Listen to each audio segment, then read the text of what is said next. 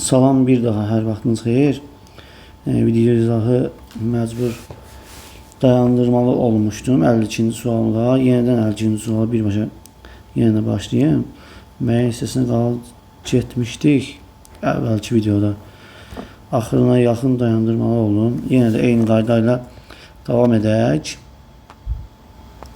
Əvvəlcə elə burada da yenə də qısaca qeyd edim ki 055 774 48 və 36 nömrəsi yararlı saxlayaraq və ya WhatsApp-ından yazaraq yay dərslərinə qoşula bilərsiniz. Yəni növbəti 4, 5, 6 və 7 və 8-ci sinif olanlar yay dərslərimiz həm lisey və gimnaziya hazırlayanlar üçündür, həm olimpiyadalar üçündür, yəni həm də respublika müsabiqələri üçündür. Yay dərslərinə mütləq qoşulun ki, faydalanasınız. Yəni çox da sıxıcı olmayacaq. Yəni sıxıcı olmayacaq, bunu deyim. Ən azından yayı da daha faydalı keçirmiş olacaqsınız. Az məşğul olaraq çoxlu bilik əldə edəcəksiniz və növbəti il sizin üçün daha rahat olacaq riyaziyyat və riyazi məntiq cəhətdən. Keçək 52-ci suala yenidən başlayaq izahına. Yenə də yazıram, burada Ayda və Ruslandır və onların yaşlarının cəm 64-dür deyil. Birinə x verəcəm, birinə də 64, üstə x yazıram, yox, çıx x yazıram. Çünki ikisi birlikdə 64-dürsə yaşı. Birinə x verirəmsə, digərinə də ümumi cəmləm, bu x-i çıxmalıyam ki, digərinin yaşını tapım. 64 çıx x olacaq. Deyir ki, Ayda, Ruslanın 2 yaşı onda olanda Ayda, yəni Ruslanın 2 yaşı olanda, yəni 64 çıx x olanda bu dəfə bunları belə yerləşin, bura biraz aşağı qoyun. Niyə? Çünki bura indiki zamanlı, bura indiki yazın. Əvvəlkisində indikini yuxarı yazmışdım. İndi aşağıdan yazıram, bura keçmiş yazaq. Keçmiş zaman.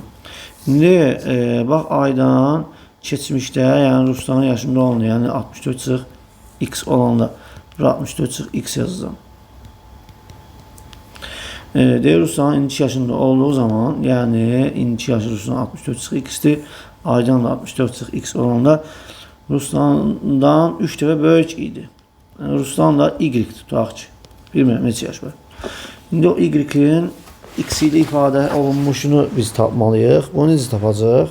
Bax, indiki zamanla, yəni x-dən bizim Aydan 64 çıx x-ə qədər böyükdür. Yəni müəyyən qədər il keçib. Nə qədər il keçdiyinə, yox, keçmişdən indiyə qədər, yəni buradan bura müəyyən il keçib. Həmin o ili tapmaq üçün indiki zamandan o keçmiş zamandakı yaşını çıxmalıyam ki, neçə il keçibdir ki, Ruslan da o qədər böyüyərək o qədər il 64 çıx x yaşında olubdur.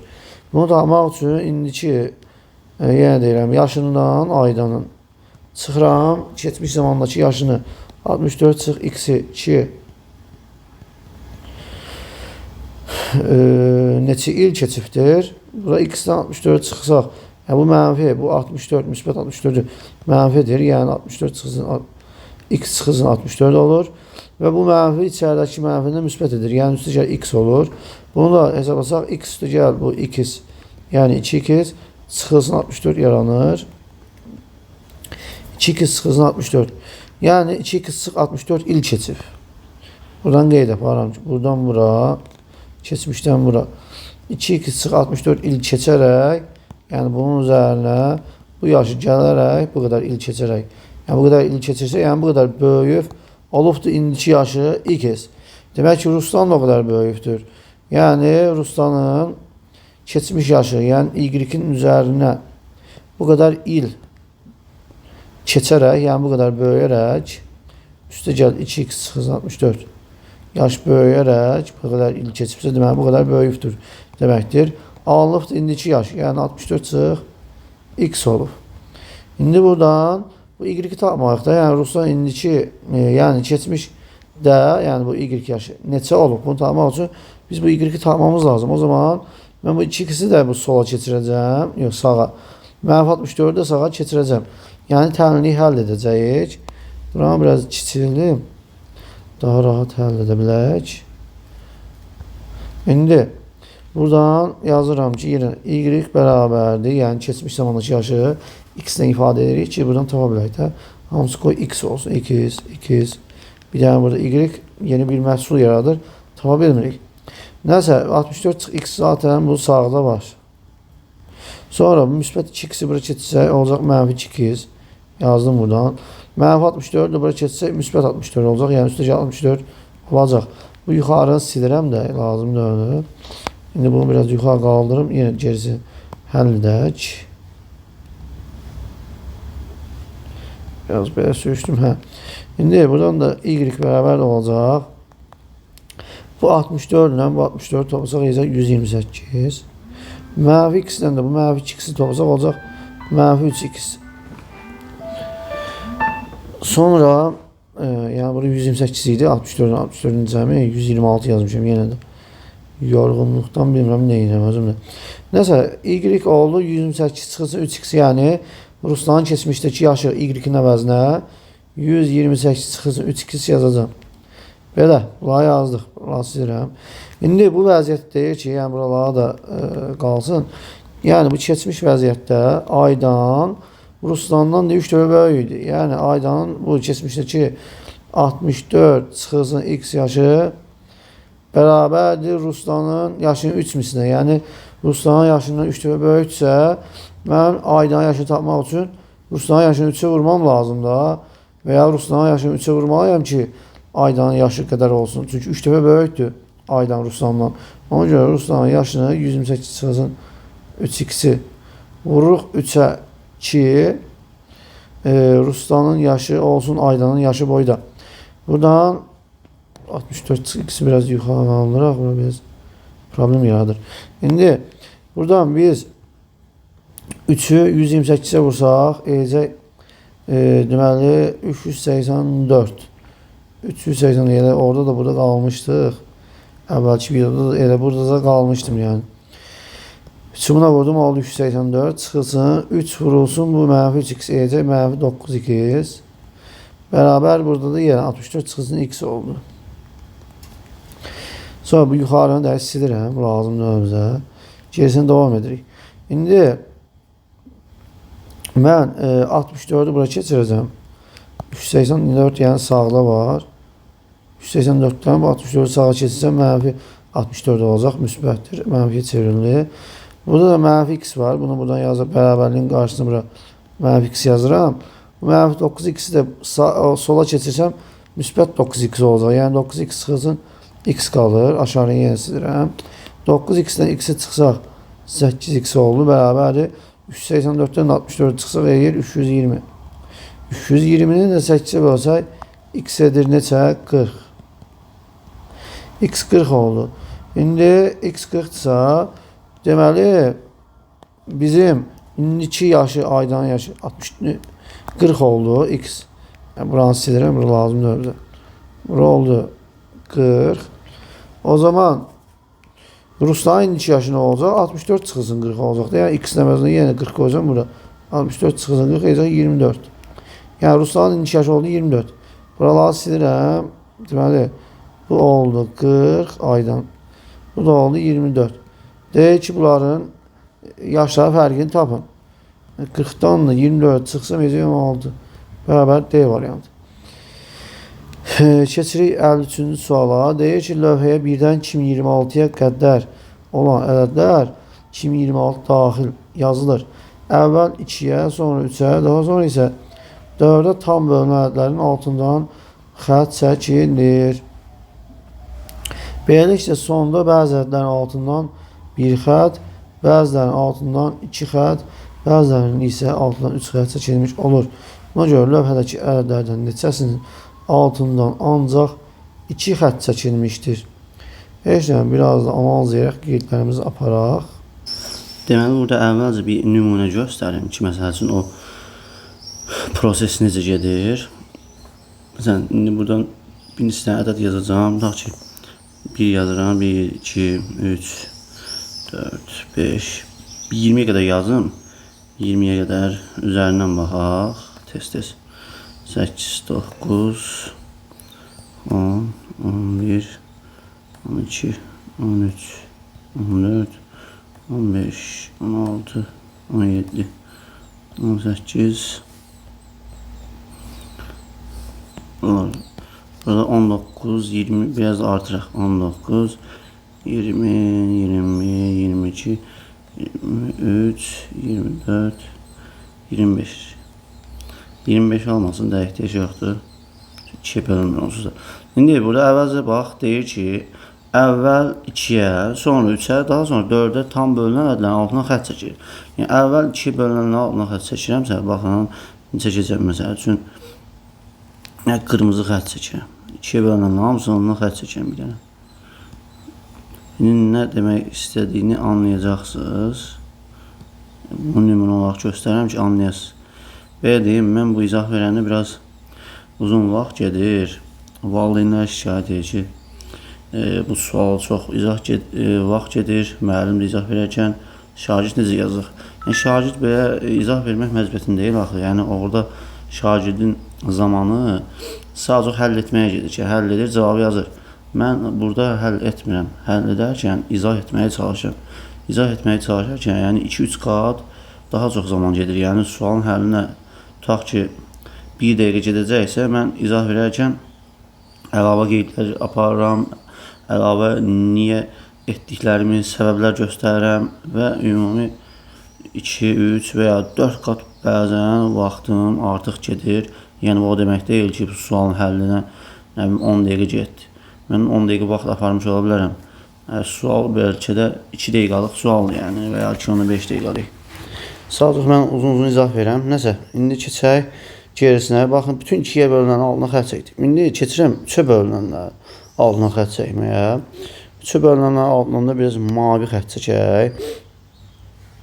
Və ya sarı 3-ə bölünənlər. Bütün 3-ə bölünənlər altına xətt çəkəm. Gözünüzmü? Baxın. Həm, məsələn, əvvəlcə biz 6-da 6 ədədinin altından bir xətt çəkmişdik. Niyə? Çünki 2-yə bölünürdü. İndi də 3-ə bölündüyü üçün yenə də altından xətt çəkildi və bu dəfə bu 6 rəqəminin altından 2 dənə xətt çəkilmiş oldu hal-hazırda. Sonra 9-un altına xətt çəkirik. Baxın, 12-nin altından 2 dənə xətt yarandı. Sonra 15, sonra 18-in altından 2 dənə xətt yarandı gördüyümüz kimi.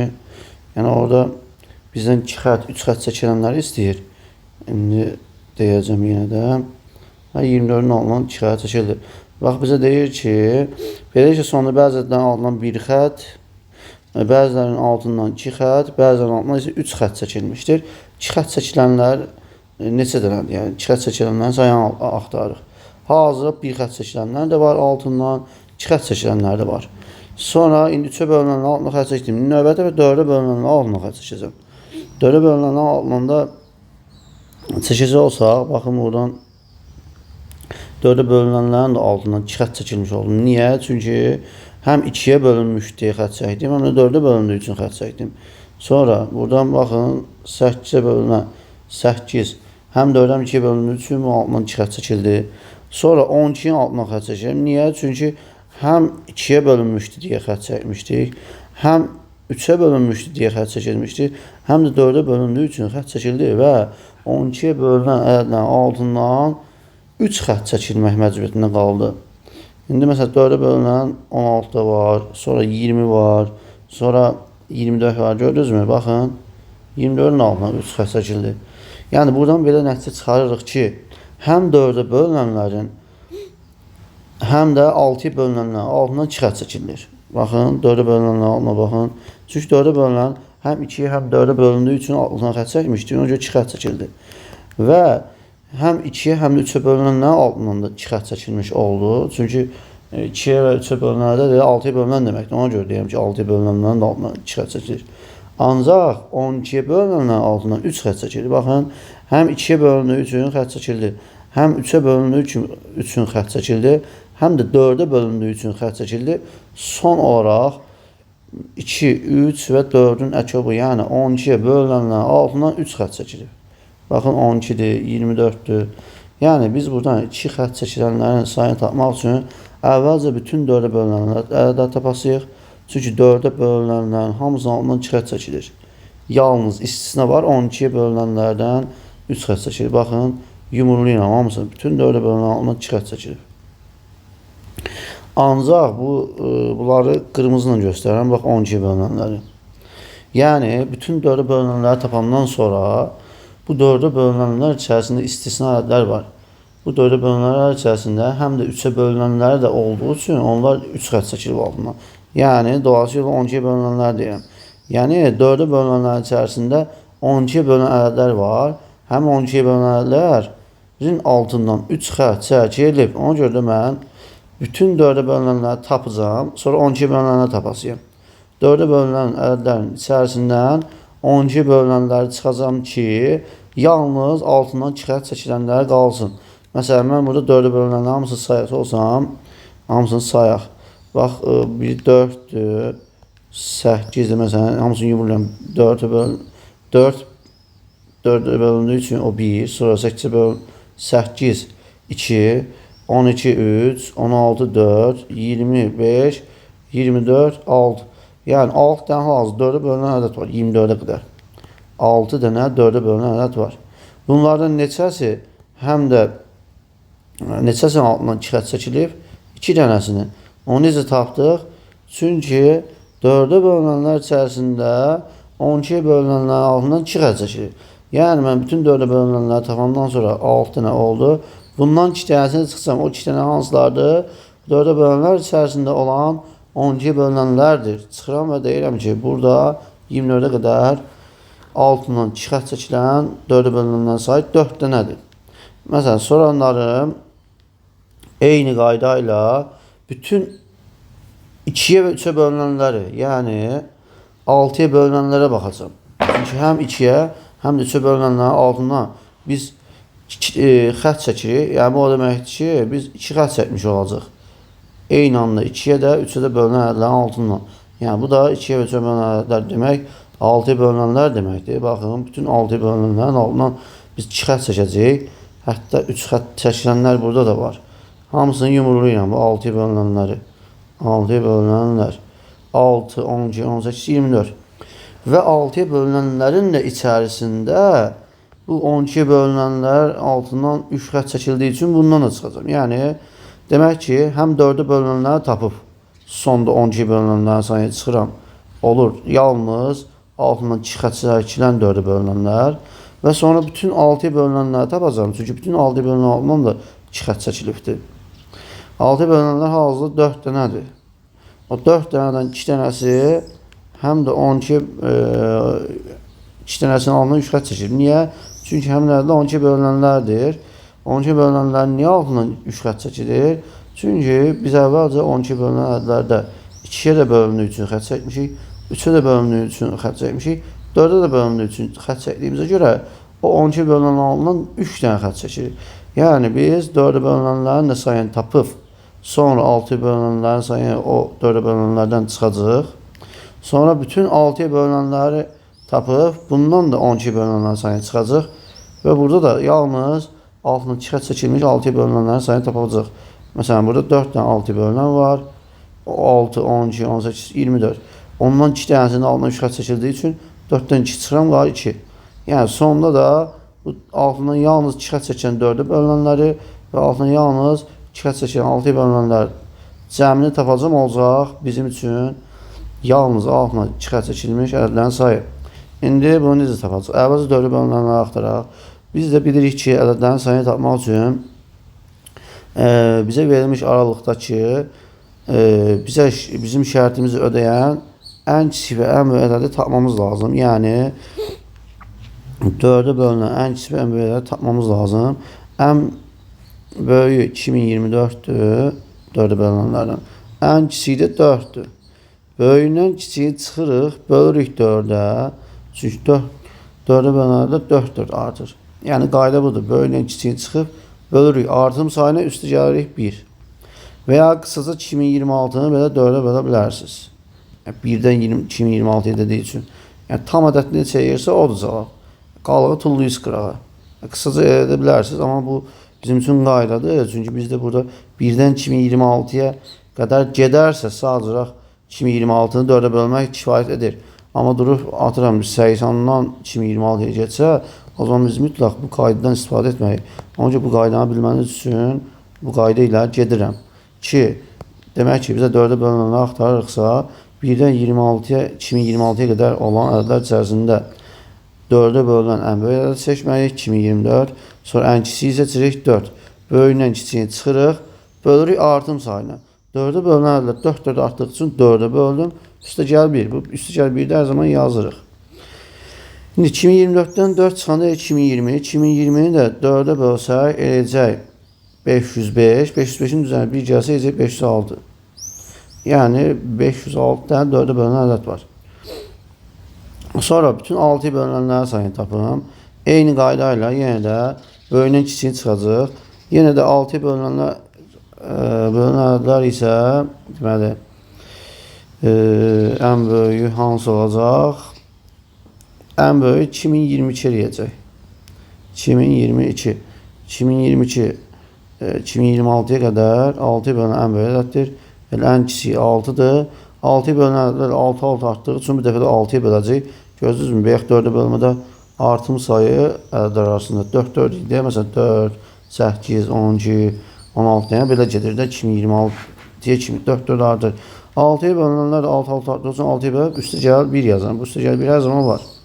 Sadəcə bu artım sayı dəyişir və ya bizim şərtimizi ödəyən ən böyük və ən kiçik ədədimiz də dəyişir.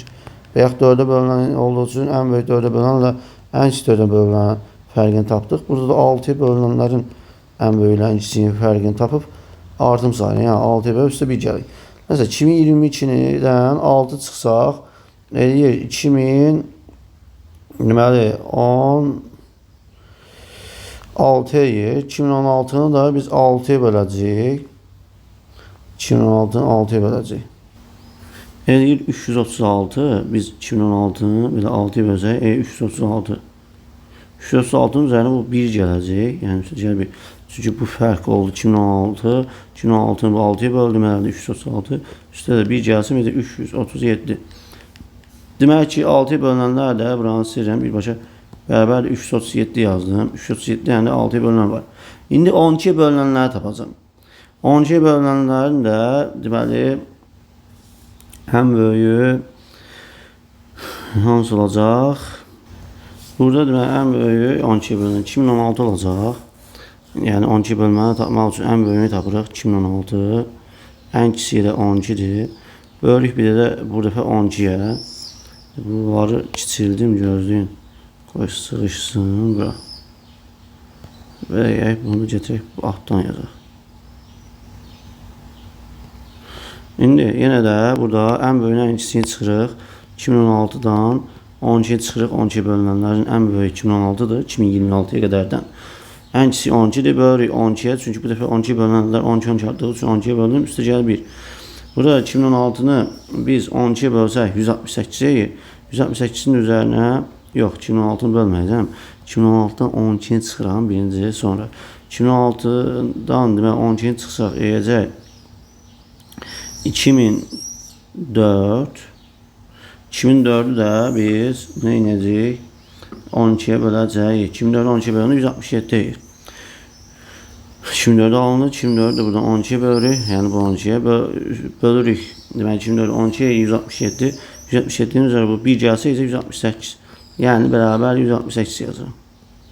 Biz də bayaq dedik ki, nə edəcəkdik? Məsələn 4'ə bölünənlər tapdım 506.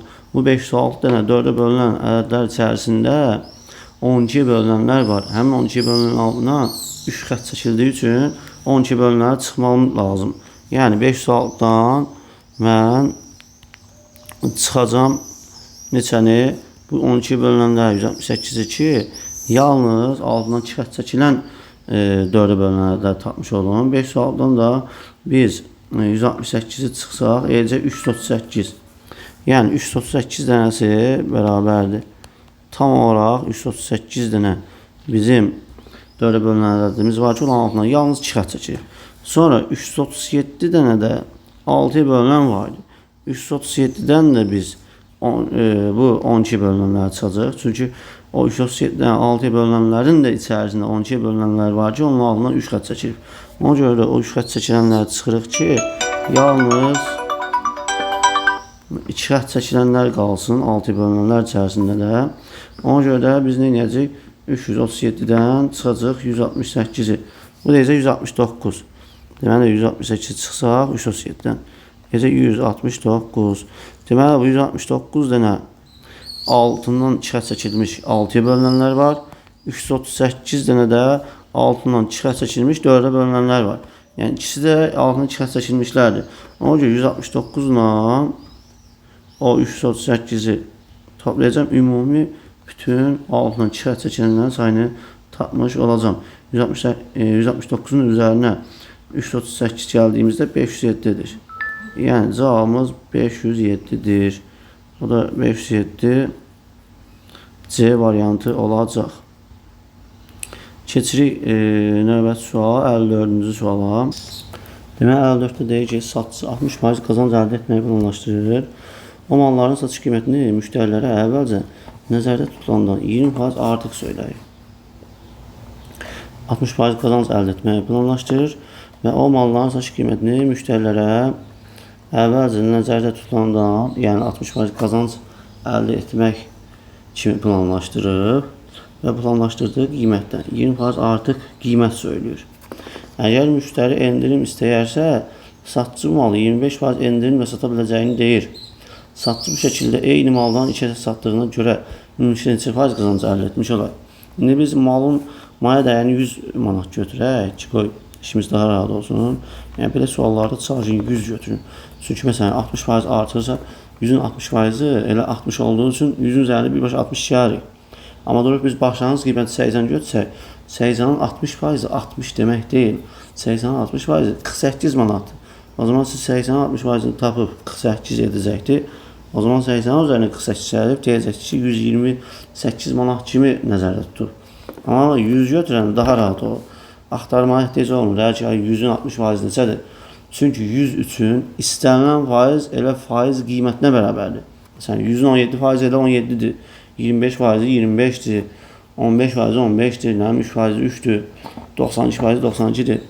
Amma digər ədədlər üçün bizə verilmiş faiz elə faiz göstərən ədədə bərabər deyil. Məsələn, 80-in 60%-i 48-dir, yəni 60 deyil. Amma 100 üçün 60% elə 60 deməkdir. Ona görə 100 götürürük. İlkin qiyməti 100 götürürük. 60% qazanc düşünürsə, demək ki, 100-ün üzərinə 100-ün 60%-ni gələcək, yəni 60. Eləyir 160. Yəni planlaşdırdığı qiymət 160-dır. Və planlaşdırdığı, yəni nəzərdə tutduğu qiymətdən 20% artıq söylüyor qiyməti. Yəni 160-ın da üzərinə 160-ın 20%-ni gələcəm.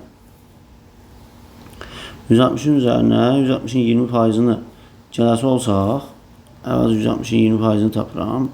160-ı 20-yə vurub 100-ə bölürük. Buradan ixtisarlarımız gedir. Burada 5 qaldı. Burada 160. O deyir 32. Yəni 160 manat nəzərdə tutub, bunun da nəzərdə tutulandan da 20% artıq söylüyor. Yəni 160-ın üzərinə nəzərdə tutduğum, yəni 160 manatın 20%-ni də qoyuram üzərinə. Yəni 160-ın 20%-i 32 olduğu üçün demək ki, biz 160 üstəgə 32 192 manat dedik. 192 manat deyirik qiyməti. 20% artıq olaraq. Deyir, müştəri 25% endirim istəyir və satçı bu şəkildə də eyni maldan 2 dənə satır. Yəni 25% endirim edir. 192-dən 192-nin 25%-ni çıxmam lazımdır ki, görək neçəyə satmışıq biz malı. Yəni biz 192-dən 25% endirim demək, 192-dən 192-nin 25%-ni çıxmaq deməkdir. 25% endirim. Mən hal-hazırda 192 manat demişəm müştəriyə, yəni deyirəm. Və 25% endirim edirəmsə, o zaman biz 192-dən 192-nin 25%-ni çıxmış oluruq. 192-yi 25-ə vurub 100-ə bölsəm, elə 192-nin 25%-ni tapmış olacağım, 4. Şimdi buradan da 192-nin 4-ə böləcək ki, neçədir? 192-ni də 4-ə böldüyümüzdə 48 edir. Yəni, burada 192-nin 4 qısacaq, 48 qaldı. Yəni, sonuçda 192-dən biz bu 48-i çıxacaq. Yəni, biz dolayısıyla yolunu tapdıq. Belə, birbaşa buradan çıxın. Bərabər, 192-dən də biz 48 çıxdığımızda 144 edir. Neyse, demək ki, 192-yi 25% endirim etdim. Yəni, 192-ni 25% endirim etmək 192-nin 25%-ni tapıb 192-dən çıxmaq deməkdir. Biz də 192-nin 25%-ni tapdıq, 48 oldu. 48 manat yəni endirim deməkdir, o 25% endirim. O da çıxdıq qaldı 144. Demək ki, malı 144 manat satdım. Və bundan 2 dənəsini satmışıq. O zaman 144-ü 2-yə vururuq, bərabər deyil 288 manat. Yəni 288 manat pul verdi mənə satıcı. Normalda məhsulun maya dəyəri nə idi? Ən başda 100 manat götürmüşdük. O zaman biz o maya dəyəri 100 manatsa bir dənə malın, o zaman ikisi bitdi neçə manatdır? 200 manat.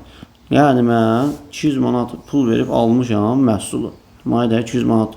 Və 288 manat da qazanc gəldi o 200 manatlıq maldan. Yəni nə qədər qazancı oldu? Gəlir gəldi mənə. 288-dən 200 çıxsam 88 manat.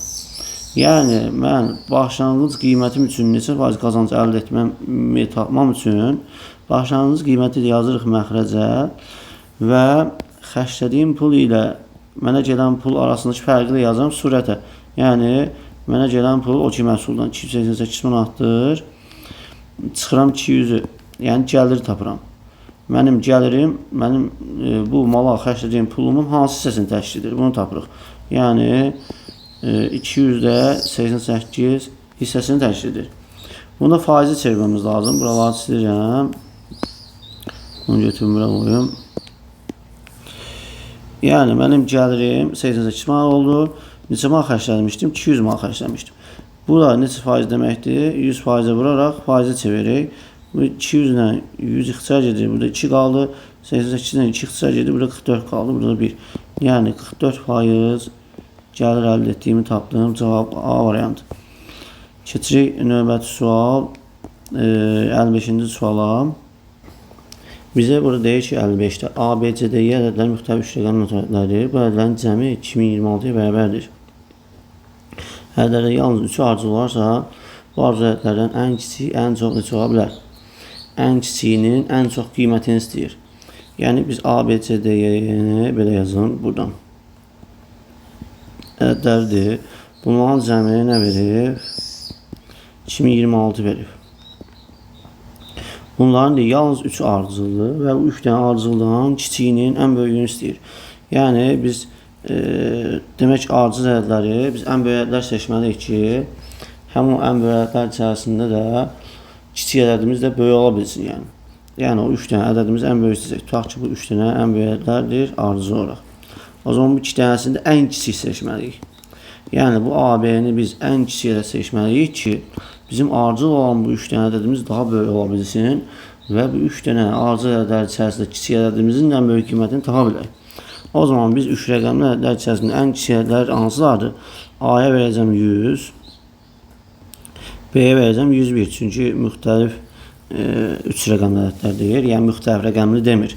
Ədədlərimiz müxtəlif. 100, 101. Seçdim bunları hər şey.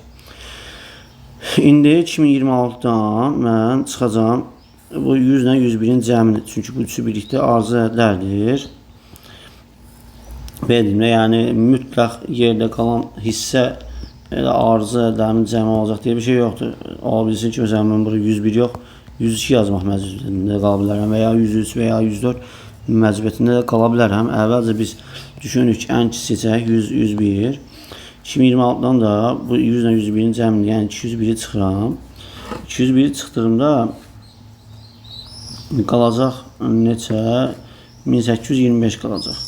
1825. Bərabər 1825 qaldı. İndi bu 3 dənəsi də ardıcıldır. Mən 1825-i əvvəl 3-ə böləcəm. Gör necə edir. 1825-i 3-ə böləndə, yəni 3-ü birlikdə 1825-də cəmi. Altından aşağısı qoyum, 3-ü birlikdə 1825-dir. Bunu 3-ə bölsəm, eləcək, deməli, neçə? 608-dir. Yəni, beləsi olsaq, qalıq da 1 qala. 608 qalıq 1 qala. İndi mən o 3 dənədədir, elə yazıram. Tutaq ki, altdan yenə yazıram, C-dir. D-dir, bir də ki, Y. Hamısını 608 verəcəm. 608, 608 və 608. İndi o bir dənə qalığı da tullamırıq. O qalığı da bu üçün cəmi 608 1825'dir də. İndi mən də 3-ə böldüyüm üçün hər birinin 608 olduğunu tapdım. 3'ü bitdi 608, 608, 608, 1824 deyir. O bir dənə qalığı da gedib tutaq ki, bu C-nin üzərinə qoyum. 2 olsun 609. 608 üzərinə 1 gəlsin, 609. Bunu artırdıq. İndi biz buradan ardıcıl natural ədəd yaratmamız lazım. Çünki 3'ün ardıcıldır. O zaman mən bu 608'dən bir dənəsini götürsəm ardıcıllıq yaranacaq. Çünki biz kiçik yaratmalı çalışırıq. Kiçik ədəd. Baxın 609, 608 ardıcıl gedir. Demək ki, bu da 607 olsa işimiz düzələcəkdir. Yəni bu üçü birlikdə ardıcıl natural ədəd olmuş olacaq. 608-dən bir dənəsini götürürəm, qalacaq 607. Həmin o götürdüyüm bir dənə də getib bu 100 bin üzərə qoya bilərəm də. 100 bin üzərinə qoydum, olsun 102. Yəni A-nın B-ni, A-nı 100, B-ni 102 götürdük. Burada da ardıcıllıq yarandı. 609, 608 və 607. Bu ardıcıl olan 3 dənə natural ədədin də içərisində ən kiçiyim, yəni 607-nin ən böyük qiymətini tapdıq. Yəni bu kiçik ədədimin alabiləcəyi ən böyük qiymətdir. Çünki biz burada A və B-yə kiçik verdiyimiz üçün burada kiçik ədədimin böyük qiymətini tapa bildim. Yəni cavab 607 C variantı olacaq. Keçirik növbəti suala, yəni 56-cı suala. Buraları silim. Bəli. 56-da deyir ki, lövhəyə rəqəmləri müxtəlif olan 3 rəqəmli bir natural ədəd yazılıb. 3 rəqəmli bir natural ədəd yazılıb. Bu ədədin rəqəmlərindən biri 4, digəri 2 rəqəmi arasındakı fərq isə, digər 2 rəqəmi arasındakı fərq isə 3-dür. İndi burada ad yazıb, bu ədədin rəqəmlərin yerlərini dəyişdirməklə bura namiyə, yəni burada nəsə səhvlik düşüb. Səhvlik yəni söz normal düşməyib. İndi orijinalına baxaram, mən bunu yenə deyim. Sünni intellektlə təmizləmişəm deyə burada evi Şahım biri göndərmişdi. Şəkillər üstündə yazmışdı, belə-belə yazılıydı. Bunu da sünni intellektlə təmizləyərkən buradakı ad nədirsə, yəni dəyişdiribdir adını, fərqli düşüb. Nəsə də bu adam adıdır, bu adam deyib. Bu ədədin rəqəmlərinin yerlərini dəyişdirməklə yeni 3 rəqəmli ədədlər düzəldir. Beləliklə, lövhədə yazılan bütün 3 rəqəmlərdən cəmi 2886 olarsa, bu ədədin rəqəmləri hasili neçə olar? Ən başlanğıcda bir dənə ədəd var. Həmin ədədin rəqəmləri hasili istənilir bizdən. İndi biz burada nə düşünə bilərik? Bax, biz sonda, yəni 3 rəqəmli ədədimizdə, yəni bunu bilirik ki, 3 rəqəmli ədəddir bu ədəd. Bu ədədin birinci ədədi rəqəmlərdən biri 4-dür. Digər 2 rəqəm arasındakı fərq də 3-dür. Bunu ən sonda nəzərə alacaq. Yəni biz nəyi nəzərə tutmalıyıq ki, birinci bunu nəzərə almalıyıq. Yəni tutmaq deyəndə A, B, C verirəm. Yəni 3 rəqəmli ədədimizdir. Və bu rəqəmlərdən ibarət. A rəqəmindən, B rəqəmindən və C rəqəmindən ibarət olan bir ədəddir bizim ədədimiz. 3 rəqəmli ədədimiz. O zaman bizə deyir ki, burada namik yazılıbdır. Namik bu ədədin rəqəmlərin yerlərini dəyişdirməklə yeni 3 rəqəmli ədədlər düzəldir. Yəni bu 3 rəqəmli ədədimin rəqəmlərin yerini dəyişdirərək əmələ gələn 3 rəqəmli ədədlər yazır və bunlar cəmi 2886 olur. Biz də buradan yarada biləcəyimiz 3 rəqəmli ədədlərimiz bunlar olacaq. Məsələn, ABC ola bilər, sonra ACB ola bilər. Bu C ilə B-nin yerini dəyişdirə bilərəm. Sonra ən başa B-ni keçirəsi olsam BCA ola bilər. Sonra BAC ola bilər. Bu C ilə A-nın yerini dəyişirəm. Burada AC, burada CA-dır. Sonra C-ni ən başa keçirsək CBA ədədi yarana bilər və ya CAB ədədi yarana bilər. Yəni biz 6 dənə ədəd yarada bilər. Yəni rəqəmlərin yerini dəyişərək.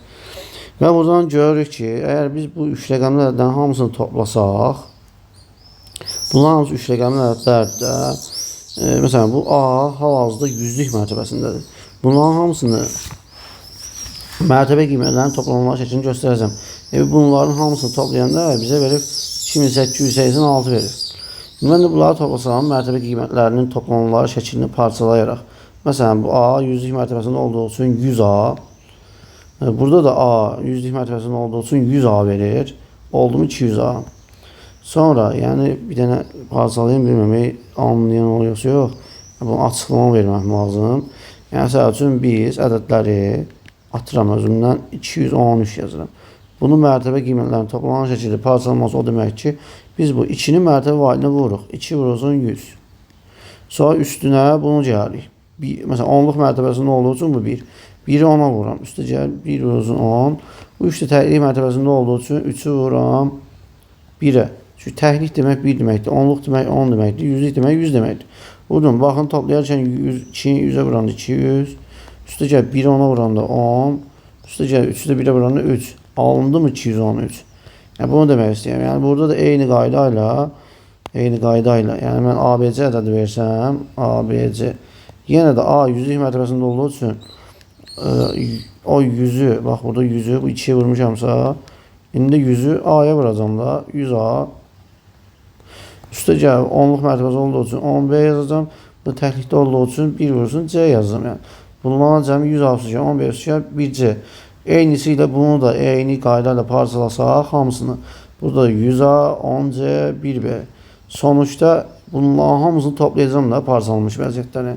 Yəni bu 100A-nı toplayacağım. Çünki hamısını toplayıb 2886 almışam. Ona görə qısaca göstərəcəm belə ki, bax A-lar 100-lük mərtəbəsində 2 yerdədir, 10-luq mərtəbəsində 2 yerdədir, təklik mərtəbəsində 2 yerdədir. Yəni 100A, 100A, əldə mi 200A, 200A. Sonra 10-luq mərtəbəsində 2 yerdədir, 10A, 10A, əldə mi 20A. Və təklik mərtəbəsində 2 yerdədir, A, bu da A, əldə 2A. Bunları toplasam olacaq 222A. Eyni ilə baxası olsaq, B-lər də elədir. Yəni B-lər də 100-lük mərtəbəsində 2 yerdədir. Baxın, B-lərə 10-luq mərtəbəsində 2 yerdə, təklikdə 2 yerdə, 100-lükdə 2 yerdədir. Yəni demək ki, 222 A, üstə gəl 222 B və C-lərə baxsaq, onlar da hər yerdə 2 yerdədir. Baxın, 100-lükdə 2 yerdədir, 10-luqda 2 yerdədir, təklikdə 2 yerdədir. Bunlar da 200C, 20C, 2C. Necə 222C. Cəmi bunların hamısı olacaq 2886. 2886. İndi 222-ni mörtəzə xaricində çıxarsaq, burada A qalır, üstə gəl burada B qalır, üstə gəl burada C qalır. Bərabər nəyə? 2886-ya. 2886. 2886 222 böləcəm ki, görək ABC-nin cəmi neçədir? A üstə gəl, B üstə gəl, C bərabərdir. 2886 bölünsün neçə? Burası 222. Bunu böləcək olsaq, A üstə gəl, B üstə gəl, C bərabər olacaq 13. İndi bizə demiş ki, rəqəmlərindən biri 4-dür da. Demək ki, tutaq ki, bu A olsun 4. A-nın yerinə 4 qoyacaq olsam, 4 üstə B üstə C bərabər 13 olacaq. O zaman B üstə C nə olacaq? 13 çıxısın 4 edir neçə? 9. Demək ki, bu ədələrin cəmi 9 imiş. Və bir dənə də belə bir şərt vermiş ki, bu iki rəqəmin fərqi isə 3-dür. Yəni, biri 4 idi, yeri qalan 2 rəqəmin cəmində biz 9 tapdıq. Fərqi nədir? 3-dür. Demək, B çıxısın C bərabər 3-dür. Bizə bunları tərəf toplasaq, bunların nə olduğunu tapa bilərik. Bu sistem tənlik yaranır. Mən durub toplasam bunları. B ilə B-ni toplasam 2B. Bu müsbət C ilə mənfi C-ni toplasam 0 yer. Bərabərliyin bir tərəfini toplasaq 9 yer, 3 yer, 12. 12-ni 2-yə böləcəm, B bərabər 6 eləyir. B 6-dırsa, B-nin yerinə 6 qoysam, 6-nın üzərinə C gəlmiş ki, 9 olur. O zaman 9-dan da 6-nı çıxsaq, C-yə, yəni 3 bərabər C. C də oldu 3. C də bərabər 3. Tapdıq rəqəmləri hamısını. A-nı onsuz da 4 idi. B-ni tapdıq 6, C-ni 3 tapdıq. Bizə də deyir ki, bu rəqəmlərin, bu ədədin rəqəmlər hasilini tapın. Bu ədəmin rəqəmlərindən biri 4-dür, biri 6-dır, biri də 3-dür. Ən başlı dinamikini götürür ədədin. Hasilini istəyir, yəni 4 vurulsun, 6 vurulsun, 3. 4 6-ya vursaq 24, 3-ə vursaq 72. Yəni cavabı 72 eləyəcək. B variantı. Bu da 56-cı sualdır. Başqa 56-nı bitirdik. Burada gözləyin. Bundan gerisi düşməyib buralar aşağıda. 57, 59, 60 düşməyib. Onu da buraya yerləşdirib davamını getirəcəm indi. Neyse davam edək. Gerisi də buradadır. Deməli 57-yə baxıb 57-də ki 6 qardaşın uyğun olaraq 50, 60, 80, 100, 120 100 və 140 manat pulları var. Onlar onlarının ad gününə hədiyyə almaq istəyirlər. Hər hansı iki qardaşın pulları birlikdə hədiyyəni almaq üçün kifayət etmir. Hər hansı 4 qardaşın pulları isə birlikdə hədiyyəni almaq üçün kifayət edir. Natural ədədlə ifadə olunduğuna görə hədiyyənin qiyməti manatla neçə müxtəlif qiymət ala bilirlər. Deməli biz burada nə edəcəyik? Əvvəlcə 57-ci suala, yəni məsələn bizə deyir ki, hər hansı iki qardaşın pulları birlikdə hədiyyəni almaq üçün kifayət etmir. Məsəl üçün biz max qiymətə baxacağıq 2 dənə nəfərin 120 ilə 140, yəni o hədiyyənin qiyməti x versək, həmin x kiçik olmalı nədən? Bu 120 ilə 140-dan.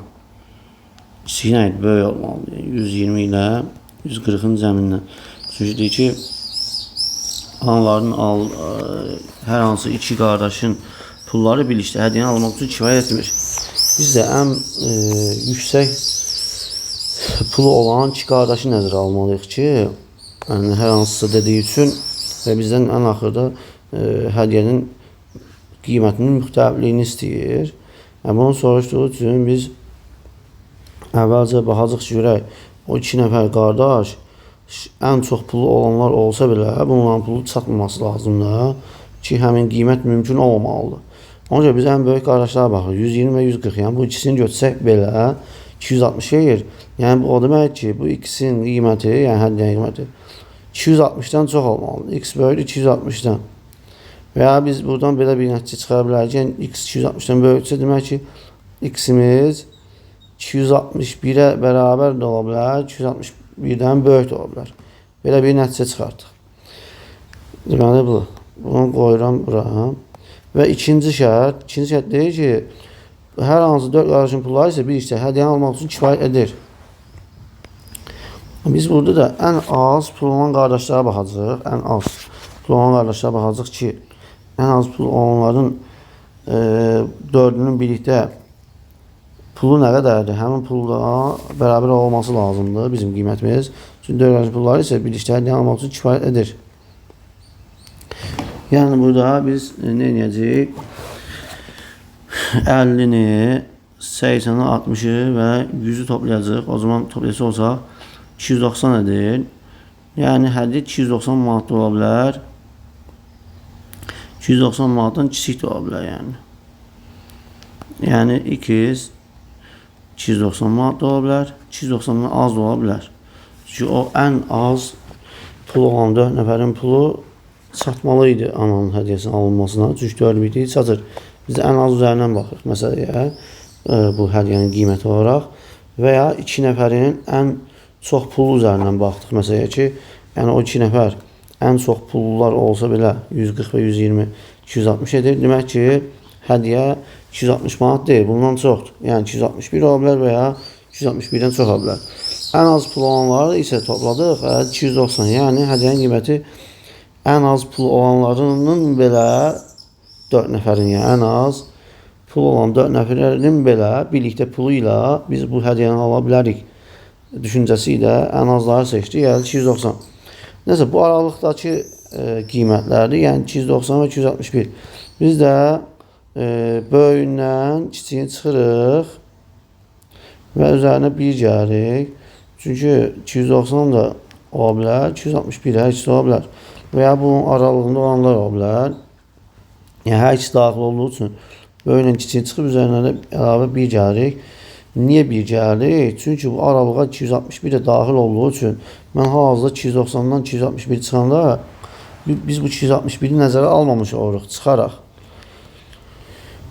Ona görə biz 290 ilə 261 arasında, yəni 261 də daxil olduğu üçün bunu çıxarkən bunu nəzərə almamış oluruq. Nəzərə almamız üçün əlavə olaraq üstə 1 yazırıq ki, o 261 də daxildir bura. 261 olan bir dənə ədəd də daxil olduğu üçün üstə 1 yazaraq çıxdığım 261-i geri qaytarmış olam, yəni o aralığa. Hər şey 290-dan 261 çıxanda eğir 29, 29-un üzərinə bu 1 gəlsə 30, yəni 30 miqdar qiymət ala bilər A variantı. Keçirik 58-ci suala. Musa müəllim 10 şarjın hər birinə 2, 3 və 5 rəqəmlərindən istifadə edərək rəqəmləri müxtəlif 3 rəqəm bir natura yazmağı tapşırır. Şarjdan yazdığı ədədlər ilə əlaqəli aşağıdakılar məlumdur. 2-nin ən solda yüzüşər mərtəbəsində yazıldığı heç bir ədəd yoxdur. Sonra 2-nin 3-ün solunda bu orijinalına baxın, düzgün mü yazdıq burada? Orijinalına eynidir. Bəlkə dəyişib də, suallar dəyişib olur. Niyə dəyişib deyirəm? Çünki yenə deyirəm, mən süni intellekt üzərini silmişəm. Normalde yazılı idi, uşaqlar şəklini göndərib. Orada mətndə dəyişdirmiş ola bilər süni intellekt. Ona baxıram, heç dəyişmir yoxsa yox. Dəyişməyib, yəni hər şey yerindədir. Deməli, 2-nin 3-ün sonunda yazıldığı 3 ədəd var. 5-in 2-nin sonunda yazıldığı 6 ədəd var. 3-ün 5-in sonunda yazıldığı 5 ədəd var. Yuxarıdakı məlumatlara görə 5 rəqəmini ortaya onluqlar mərtəbəsinə yazan neçə şagird var deyir. Burada belə deyim də, normalda biz 2, 3 və 5-dən 6 dənə ədəd yarada bilərik. Buna baxaq. Hansı ola bilər? 2, 3, 5 ola bilər. 2, 5, 3 ola bilər. Sonra 3, 5, 2 ola bilər. 3, 2, 5, 5, 2, 3 və 5, 3, 2 ola bilər. Yəni bu ədədlərin hamısı ola bilər. Bizə deyir ki, 2-nin ən solda, yəni yüzlüklər mərtəbəsində yazıldığı heç bir ədəd yoxdur. Yəni 2-nin yüzlük mərtəbəsində yazılan yoxdursa, məsələn burada gördüyümüz kimi burada da 2 yüzlükdədir, burada da 2 yüzlükdədir. Deməli bunlar yoxdur. Demək ki, yerdə qalan bu 4 dənə ədəd yazılıbdır. Və bundan da 4'ü birlikdə ümumi 10 dənə ədəd yazılıb. Çünki 10 dənə şarjı var.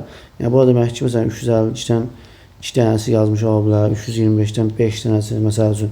Burada da yazılıbda məsələn 2-nin 3-ün sonunda yazıldığı 3 ədəd var. Məsələn o nə deməkdir? 2-nin 3-ün solunda olduğu ədədlər məsələn hansılardır? Məsələn 2-nin 3-ün solunda. Məsələn buradadır. Ancaq demək ki, bu ədəddən 100% 3-dən 520-dən. Çünki 2-nin 3-dən solda olduğu hissələr biri buraydı, 235 yuxarıda yəni. Bu da yüzlük mərtəbəsində olduğu üçün 2, o yoxdur. Çünki yüzlük mərtəbəsində 2 yazılan yoxdur. Burada da 2 yüzlükdədir və 3-dən solda da yoxdur. Yalnız yerdə qalan 4 ədəd içərisində yalnız bu 2 3-ün solunda yerləşən 523-dür. Demək ki, bundan 3 dənə ki, bunu tapdıq. Yerdə qaldığı 7 nəfərin yazdığı ədədlər. Digərlərində yəni uzun izah verməyəcəm. Məsələn 532-dən 2 nəfəri, sonra 525-dən 525-dən isə biz 525 deyərkən 325-dən 4 dənə şagirdi götürsək, 352-dən bir dənə versək, bütün şərtlərimiz ödənilir. İndi baxaq ki, ödənilirmi? Və yazanlara bax, onsuz da biz 523, bu mütləq 3 dənə olmalıydı. Sonra 5-in 2-nin sonunda yazıldığı 6 ədəd var. 5-in 2-nin sonunda yazıldığı 6 ədəd var. Baxın, uyğun gəlir. 5 2-nin solundadır. Bir dənə bu. Sonra 5 burada da 2'nin solundadır. Gördüğümüz kimi solundadır. 3 tane bu. 5 2'nin solundadır. 2 tane de bu. 1 3 4 2 6 tane oldu mu? Uygun cevabıdır. Bir bu da. 3'ün 5'in sonunda yazıldığı 5 ədəd var. 3'ün 5'in sonunda yazıldığı 5 ədəd. Mesela bak 3 5'in sonundadır. Bir ədəd buradadır. 3 burada da 5'in sonundadır. 4 tane burada. Başka 3 5'in sonunda var mı? Bunlar yoktur. Həqiqətən 1 4 5 oldu. Yəni bu vəziyyət uyğun gəlir ancaq və buradakı bütün sayıları toplasaq 1 4 3 2 həqiqətən 10 dənə nəfərin notariat yazdığı görünür. Bu vəziyyətdə də bizə deyir ki, yuxarıdakı məlumatlara görə 5 rəqəmini ortaya, yəni onluq mərtəbəsində yazan neçə şagird var? Bu ədədlər içərisində bir dənə budur ki, 5 ortadadır, yəni 1 ədəd. Cavabımız A variantı olur. 59'a baxırıq. 2 nəfər arasında bir neçə mərhələdən ibarət dart, yəni hədəfə ox atma oyunu keçirilir. Oyunçular hər mərhələdə sırayla oyuna başlayır və hər biri bir ox atırlar. Əgər mərhələni oyuna başlamayan oyuncu qazanarsa, onun hesabına bir X xalı əlavə olunur. Hər mərhələnin qalibinə ayrıca bir xal verilir. 15 mərhələdən sonra oyuna ilk mərhələdə birinci başlayan oyuncunun hesabında 7 xal və 3x var. 3x var. İkinci oyuncunun hesabında neçə x olar? Deməli burada belə edə bilərik. 2 nəfər var. Birinci oyuncu var və ikinci oyuncu var. Birinci oyuncu başladığı mərhələləri qeyd aparaq. Birinci oyun oynaya bilər. 3'ü, 5'i, 7'ni, 9'u, 11'i, 13'ü və 15'ini. Çünki deyir, arzu oynayırlar bu oyuncular. Bax, deyir, əgər mərhələ oyuna başlamayan deyir ki, oyuncular hər mərhələyə sırayla oyuna başlayır. Məsələn, birinci atış edir, sonra ikinci mərhələdə oyuna başlayır. Birinci, üçüncü mərhələdə başlayır, ikinci, dördüncü mərhələdə. Yəni, belə sırayla gedir. Bunları ona görə yazırıq. 12 və 14. Buradan görürük ki, birinci oyuncu 8'də başlayıb oyuna. 1, 3, 5, 7, 9, 11, 13, 15 baxası olsa 1, 2, 3, 4, 5, 6, 7, 8 dəfə başlayıb oyuna. Ancaq ikinci oyuncu 7 dəfə başlayıb oyuna. Və burada deyir ki, əgər bir oyuncu özü başlayarsa, özü başladığı oyunda qalib gələrsə bir xal verilir. Amma digər oyuncu başlayanda qalib gələrsə, məsələn, birinci oyuncu tutaq ki, ikinci oyuncunun başladığı oyunda qalib gələrsə, həm bir xal verilir, həm də x xal verilir. Ona görə 15 mərhələdən ibarət deyir, oyunda birinci başlayan oyuncunun hesabında 7 xal var və 3 dənə də x xalı var. İndi 7 xalı 3'ü x xalıdırsa, deməli 4'ü nədir? 1 xalıdır. Yəni, bax, birinci oyuncunun demək ki, 3 dənə x xalı varsa, demək ki, bu 3 dənə oyunu özü başlayan oyunda qalib gəlməyib. İkincinin başladığı oyunda qalib gəlib.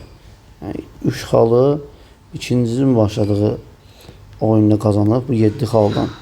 Çünki biz dedik ki, digərinin başladığı oyunda həm 1 xal verir, həm də x xal. Yəni, bu 3 dənə x xal varsa, demək ki, 3 dənə də 7 xalın içərisindəki 3 xal da bu x xalını alarkən qazanıb. Yəni, x xalını alarkən həm x verilir, həm də 1 xal verilir. Yəni, 3 dənə x varsa, demək ki, o 3 dənə x alanda da hər dəfə 1 xallar da alıb. Həmin o 3 dənə xal bu 7'nin içərisində var. Yəni, mən 7'dən 3'ü çıxsam, qalır 4. Yəni, bu demək ki, özü başlayanda 4 dəfə qalib gəlir. Bizim birinci oyuncumuz özü başlayanda. Buradan o zaman biz ikinci oyuncunu tapa bilərik. Demək ki, birinci oyuncumuz özü başlayan 4 xal qazanıbsa və özü neçə dəfə oyuna başlayırdı? 8 dəfə. Demək ki, 8'dən 4'ü çıxsam, qalacaq 4. Yəni, özü başladığı 4 oyunu qalib gəlibdir. 4 oyunu uduzubdur. O da deməkdir ki, bu 4 dənə oyunu ikinci oyuncu qalib gəlib. Bu da deyir ki, ikinci oyuncunun hesabında neçə x xal var? Yəni, ikinci oyuncunun hesabındakı x xalların sayı elə bu birinci oyuncunun uduzduğu o 4 dənə oyunda qazanmış olacaq. Çünki o 4 dənə oyunu birinci özü başladığında, o zaman ikincinin özünün başlamadığı oyunlar sayılır, bu 4 dənə oyun. Özünün başlamadığı oyunlarda da qalib gələrsə, x xal verilirdi. O da özünün başlamadığı 4 dənə oyunda qalib gəlmiş sayılır. O 4 dənə x olur, yəni D variantı. Keçirik 60-cı suala. Xalid B şəhərindən D şəhərinə gedəndə gediş istiqamətində yol üstündə şəkil 1-dəki nişanı D şəhərindən B şəhərinə qaydında isə dönüş istiqamətində yol üstündə şəkil 2-dəki nişanı görür. Belə nişanlarımız bunlardır. Birinci şəkil və ikinci şəkil. Deyir, B, A və D şəhərləri eyni yol üzərində olduqlarına görə B və D şəhərləri arasındakı məsafə neçə kilometrdir? Deməli, burada ən sondakı verilən qeydi yerinə yetirək. Bax, burada deyir ki, B, A və D eyni şəhərləri eyni yol üzərindədir. qeyd aparıram. B xətt çəkirəm buradan. A D. Və bizdən B-dən istəyir. Yəni ümumi uzunluğu istəyir. Sual işarəsi. Demək ki, biz BA ilə AD arasındakı məsafəni tapmalıyıq. Baxın, indi buradan qıraqdan göstərim. Əvvəlcə B-dən D istiqamətində gedərkən gediş istiqamətində yol üzərində birinci şəkili görür. Şəkildə nə göstərir? A-ya 43 km var. B-dən A-ya. D-yə isə 600 km məsafə var. Yəni o B-nin A-nın arasındakı məsafəni demək. Yəni B-dən gedir, yol üstündə məsələn müəyyən qədər gedir. Müəyyən qədər gedəndən sonra A-ya qədər məsələn atıram, tutaq ki, A buradadır, tutaq ki, A buradadır. Yəni xətt çəkək. D də burada olsun.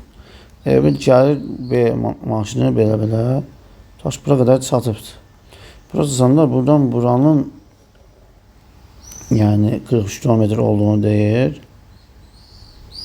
maşının. Yəni, ümumi B-dən A-ya qədər məsafə yox.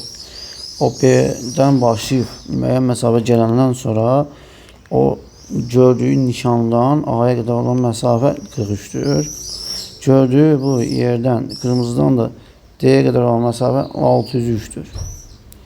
O zaman biz 603-dən 43-ü çıxsaq, buranı tapa bilərik də, bu istiqamət, buranın sarını göstərim yeri. A ilə D-nin arasındakı məsafəni tapa bilərik. 603-dən də 43-ü çıxsaq, necə 560. Demək ki, burada göstərəcəm ki, A ilə D-nin arası 560-dır. Yəni, bura oldu 560.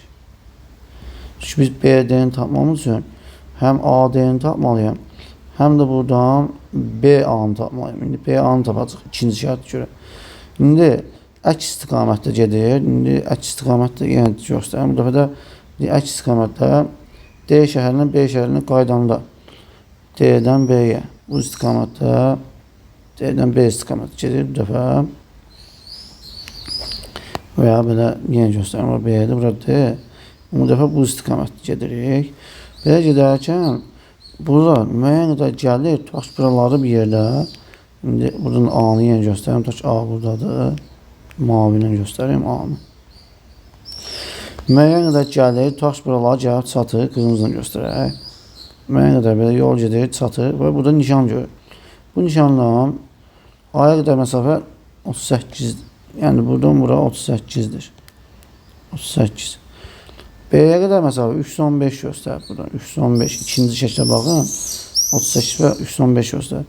Yəni bu qırmızıdan bu B-yə qədər olanda neçədir? Buranın yuxarını biraz yuxarı sürüşdürüm. Biraz boğazlaşdıraq. Belə. Buranı da 315 verir. 315. Yəni mən B ilə A-nın arasını tapa bilərəm. Belə tapa bilərəm. Çünki bu sarıladığım yer nədə tapa bilərik? Necə tapa bilərik? Ümumi 315-dir. Bu nişanlı olduğu nöqtədən ümumi B-yə qədər məsafə 315-dir.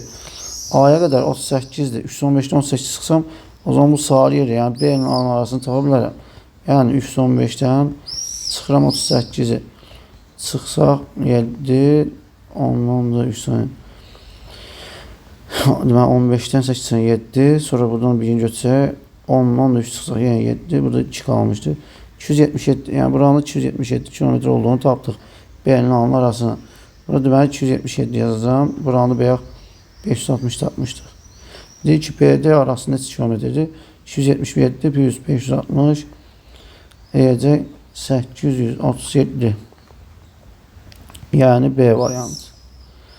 İzahımız bu qədər. Əgər nəsə suallarınız olsa şərhlə yaza bilərsiniz. Yenə də onu qeyd edim ki, yay dərslərimizə qeydiyyat davam edir. Növbəti il 4, 5, 6, 7 və 8-ci sinif alanlar üçün ödənişsiz yay dərslərimiz var. Yay dərslərinə qatılmaq üçün 055 774 48 36 nömrəsi ilə saxlaya bilərsiniz və ya WhatsApp-ından yaza bilərsiniz. RFM, Lütfüzadə Olimpiyadası və digər olimpiyadalar üçün, həm də lisey və gimnaziyalar üçün, həmçinin monitorinq üçün yay dərslərimiz olacaq. Ödənişsizdir. Yay dərslərində şarj dərsi seçərək növbəti tədris ili üçün xüsusi endirimlə xüsusi qruplarımıza əlavə edəcəyik şagirdlərə. Əgər davam etmək istəyən olsa, davam edəcək. Etmək istəyən olmasa, heç nə etməyəcək. Yəni, yay dərsinə qatılan məcbur bizim növbəti tədris ilində ödəniş dərslərimizə qatılmaq məcburiyyətində deyil. O yenə də sizin istəyinizdən asılıdır. Ona görə yay dərslərimizə qoşulmağınızı şiddətlə tövsiyə edirəm. Sağ olun.